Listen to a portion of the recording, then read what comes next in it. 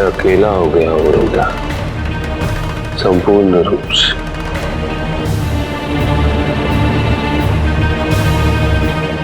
मैं तो केवल तुम्हारे लिए जीना चाहता था, किंतु अब मैं क्या करूं?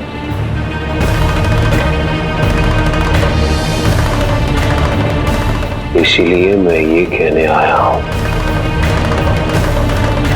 कि मैं कल युद्ध में स्वयं जा रहा हूं। मां कहती थी कि मृत्यु के पश्चात हम सभी चंद्रमा के पार चले जाते हैं। जीवित रहा तो तुम्हारे प्रतिशोध का सुख पाऊंगा, और यदि मर गया तो तुम्हारा साथ और मां का साथ पुनः पाने का परम सुख प्राप्त होगा।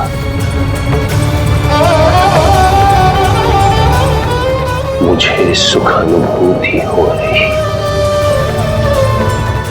सुखानुभूति। पिताजी, मैं आपसे कुछ पूछने की अनुमति चाहता हूं।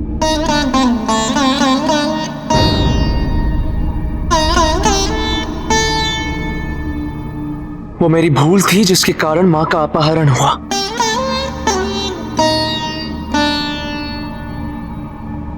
इतने वर्षों का अनुभव, इतने प्रशिक्षण के पश्चात भी मैं जलंधर की माया को समझ नहीं सका।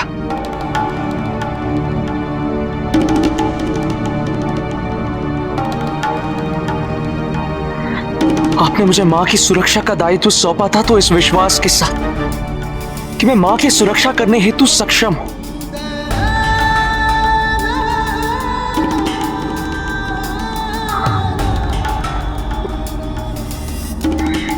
किंतु मैं विफल हो गया पिताजी।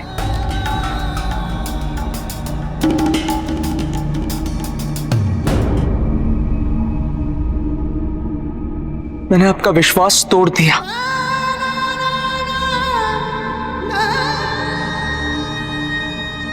कार्तिकेय,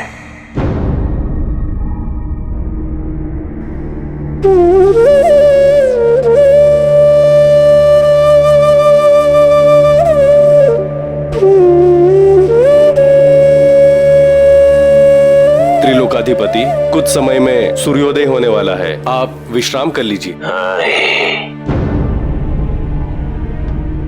विश्राम नहीं, युद्ध की तैयारी आरंभ करो। प्रातः मैं स्वयं युद्ध में जाऊंगा। पिताजी, मैं आपसे एक वचन लेना चाहता। कल जलंधर स्वयं युद्ध करने आएगा। आप मुझे वचन दीजिए कि सबसे पहले आप जलंधर से युद्ध मुझे करने देंगे।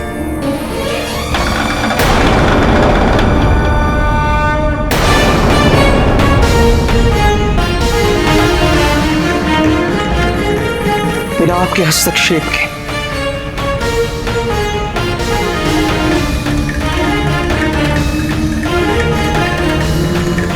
मैं वचन देता हूं पुत्र,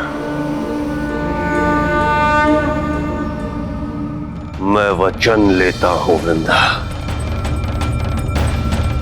तुम्हारे इस अधूरे जीवन का संपूर्ण प्रतिशोध लूंगा।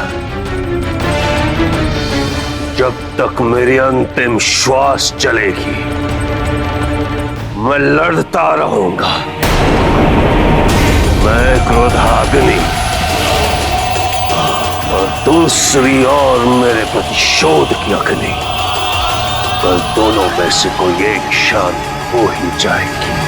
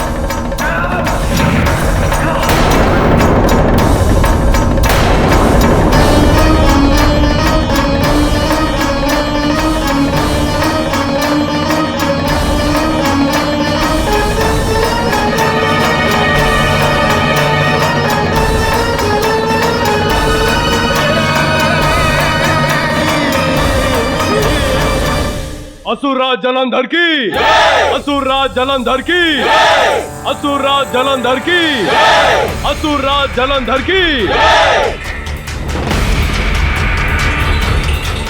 कुमार कार्तिकेय की, कुमार कार्तिकेय की, कुमार कार्तिकेय की, कुमार कार्तिकेय की।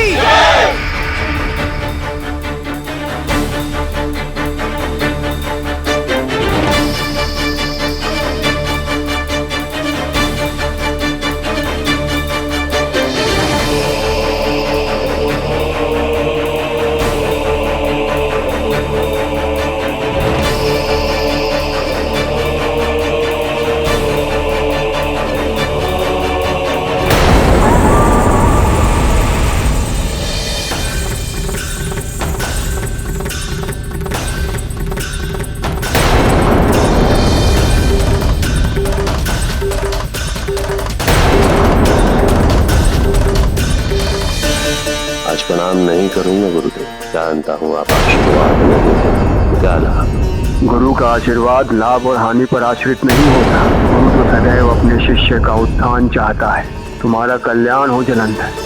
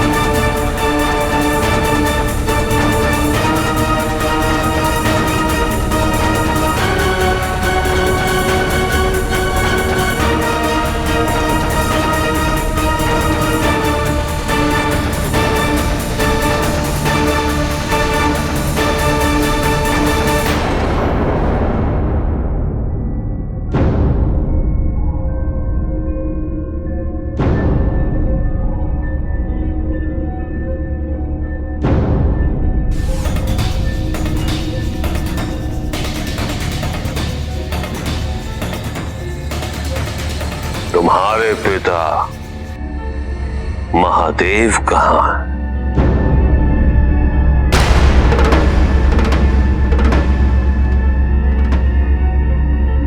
इतना सब हो जाने के पश्चात उन्हें यहां स्वयं आना चाहिए था।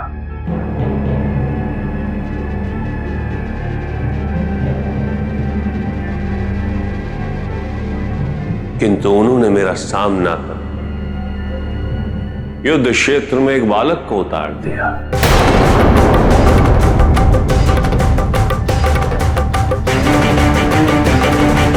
क्या यही है उनकी वीरता?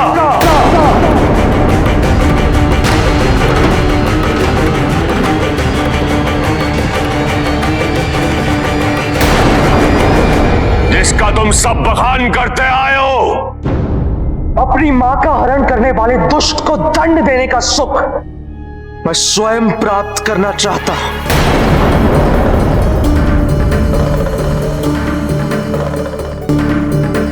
आओ जलंधर, निर्भीक होकर युद्ध करो मुझसे।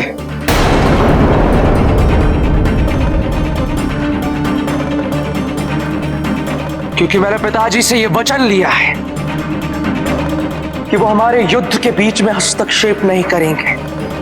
तुम्हारे पिता ने ये वचन देकर कितनी बड़ी भूल की है।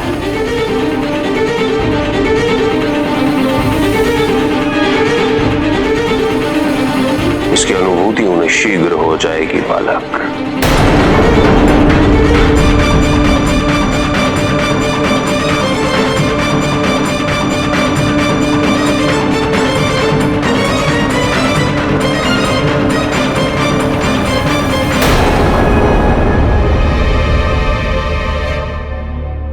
क्योंकि जलंधर में किसी को क्षमा करने की इच्छा शेष नहीं रह गई है।